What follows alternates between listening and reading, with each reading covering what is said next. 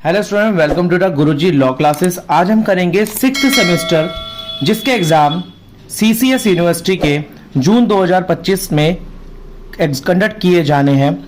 सबसे पहले मैं आपको इसका जो सब्जेक्ट है हमारा के 6001 के शॉर्ट क्वेश्चंस और लॉन्ग क्वेश्चंस आपको और short questions, very short questions और लॉन्ग क्वेश्चंस मैं आपको करवाऊंगा। शॉर्ट क्वेश्चन से आज हम ये स्टार्ट करने वाले हैं। आपको यहाँ पर हमारा जो के 6001 चैप्टर है, सब्जेक्ट है, उसका नाम है इंटरप्रिटेशन ऑफ स्टैट्यूटीज, जिसको हिंदी में बोला जाता है कानून की व्याख्या। यानी कि जब भी कानून होता है तो हमने सबसे पहले अपने फर्स्ट सेमेस्टर में ज्यूरिस्प्रूडेंस पढ़ा था, सेकेंड सेमेस्टर में ज्यूरिस्प्रूडेंस 2 पढ़ा था, जो कि कानून के बारे में बताता है कि कानून का बैकग्राउंड क्या था, कानून कहां से निकल कर आया। और अब ये जो हमारा सब्जेक्ट है ये बताता है कि कुछ ऐसे शब्द जो कि अपने आप में शॉर्ट फॉर्म्स में पूरी एक बात को एक्सप्लेनेशन कर दिए जाते हैं, यानी एक छोटी सी बात पूरा एक्सप्लेन कर देती है, तो उन शब्दों को किस तरीके से कैसे यूज करा जाता है उसे बोला जाता है इंटरप्रिटेशन ऑफ स्टैट्यूटीज, यानी कि कानून की व्याख्या। के 6001 मेरा ये सब्जेक्ट कोड है, सब्जेक्ट का नाम है इंटरप्रिटेशन ऑफ स्टैट्यूटीज। जून 2025 में आपके एग्जाम आने वाले हैं।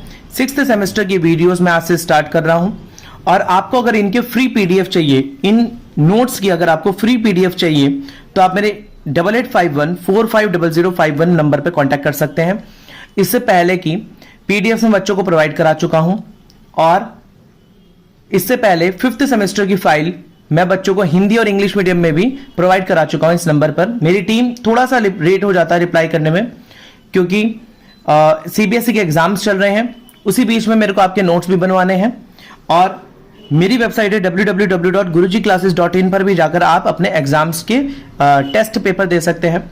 अगर आपको कूपन कोड चाहिए तो आप मेरे को नंबर बता सकते हैं, अपना नंबर मेरे व्हाट्सएप नंबर पर आप लिख के बता सकते हैं और मैं वहां से आपको कूपन कोड प्रोवाइड कराऊंगा। आपको 50% डिस्काउंट मेरी वेबसाइट पर मिल जाएगा, जिसमें आपको टेस्ट पेपर मिल जाएंगे सॉल्यूशन के पास। प्रैक्टिकल फाइल की पीडीएफ में आपको दूंगा। और चलिए शुरू करते हैं समय को बर्बाद ना करते हुए।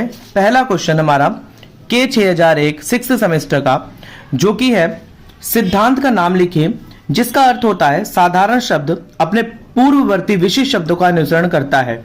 यानी कि कुछ ऐसे, इस चीज को इंग्लिश में बोला गया है generic word must follow the specific word, यानी कि कुछ ऐसे शब्द साधारण जो कि कुछ बड़े शब्दों के पीछे चलते हैं और बड़े शब्द ही उनको एक्सप्लेन कर देते हैं। चलिए इसको आगे बढ़ते हैं। कानून की व्याख्या के लिए कई नियम बनाए गए हैं। देखिए ना, कानून को एक्सप्लेन करने के लिए बहुत सारे नियम बनाए गए हैं। उनमें से एक एडजुस्टम जेनरिस का सिद्धांत है। एडजुस्टम जेनरिस का मतलब होता है पूर्व व्याख्या, पूर्व कहे हुए सिद्धांत। मतलब एडजुस्टम जेनरिस का सिद्धांत मतलब कि मैं आपको बताऊं, एक व्यक्ति है जिसका नाम है एडजुस्टम जेनरिस, उनका यह सिद्धांत है। यह सिद्धांत तब लागू होता है जब कोई निर्दिष्ट शब्द होते हैं, यानी कि जिनके बाद सामान्य शब्द होते हैं, ऐसे कुछ स्पेसिफिक वर्ड्स जो कि हमारे लिए जाते हैं कोर्ट के अंदर या वाद पत्र के अंदर लिखे जाते हैं। कुछ ऐसे स्पेसिफिक वर्ड्स का प्रयोग करा जाता है जिनके पीछे नॉर्मल वर्ड्स आते हैं और ये स्पेसिफिक वर्ड्स पूरे अपने आप में पूरे केस को एक्सप्लेन कर देते हैं। यदि सामान्य शब्दों के अर्थ में कोई अस्पष्टता है, यानी कि नॉर्मल ऐसे वर्ड्स हैं जिनको पढ़ने में मुझे समझ नहीं आ रहा है, क्योंकि देखिए मैं अपने वर्ड्स में कुछ मेरे को अलग इजी लैंग्वेज में समझ में आता है, आप मानेंगे कि कुछ हर व्यक्ति का अपना अंडरस्टैंडिंग लेवल अलग होता है, तो उनके अंडरस्टैंडिंग लेवल को एक समान बनाने के लिए ऐसे कुछ शब्दों का प्रयोग किया जाता है जिसे बोला गया है कि पूर्ववर्ती विशिष्ट शब्दों का अनुसरण करना, यानी कि जो स्पेशल वर्ड्स होते हैं उनको फॉलो करते हैं नॉर्मल वर्ड्स। इसके बाद ही इस सिद्धांत को लागू किया जाता है।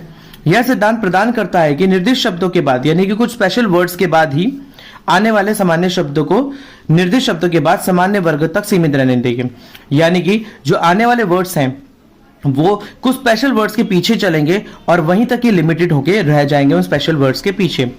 यह बहुत महत्वपूर्ण सिद्धांत है और यह बहुत महत्वपूर्ण सिद्धांत है जिसके माध्यम से कानून के उद्देश्य को प्राप्त किया जा सकता है।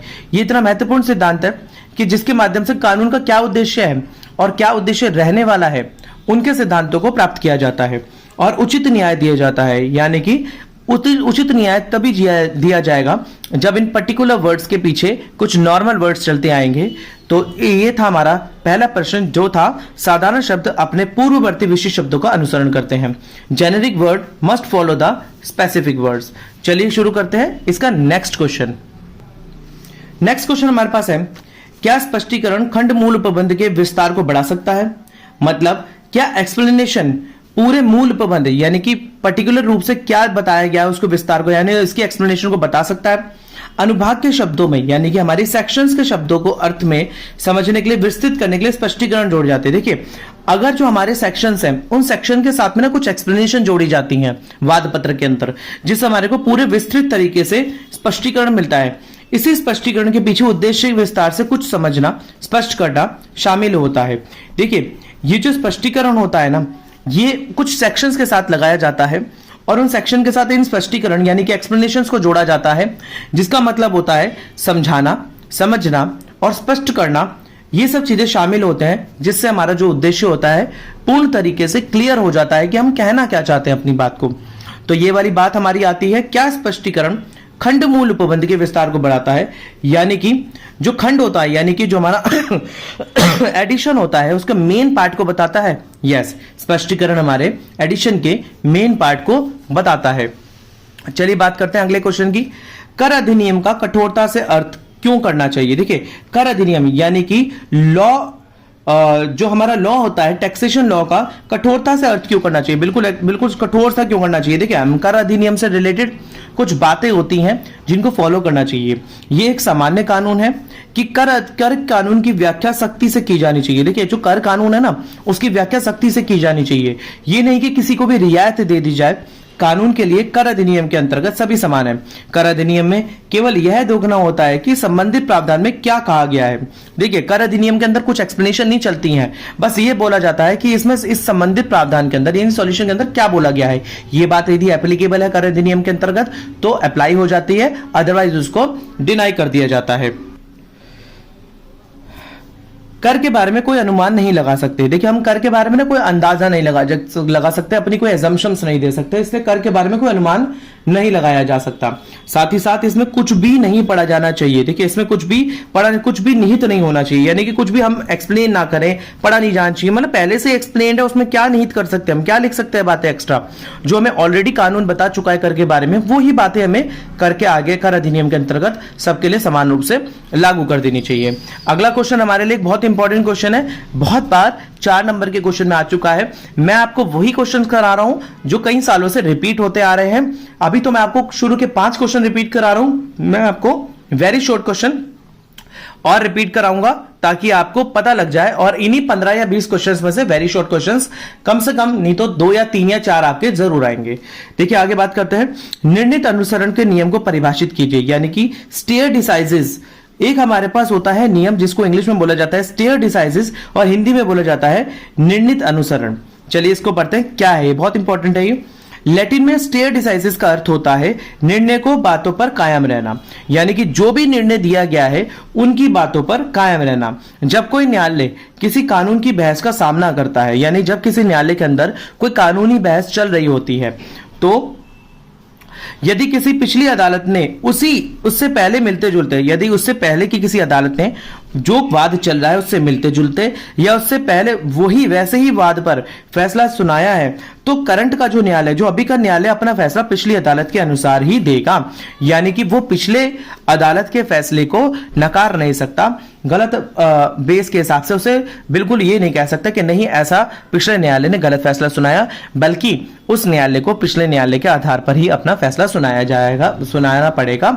जैसा कि अगर यदि ऐसा कोई मिलता जुलता वाद पहले से ही उस पर निर्णय दिया जा चुका है, तो इस नियम को बोला जाता है स्टेयर डिसाइजेस, यानी कि निर्णित अनुसरण नियम को परिभाषित किया गया है इसके अंदर। चलिए पढ़ते हैं अगला क्वेश्चन।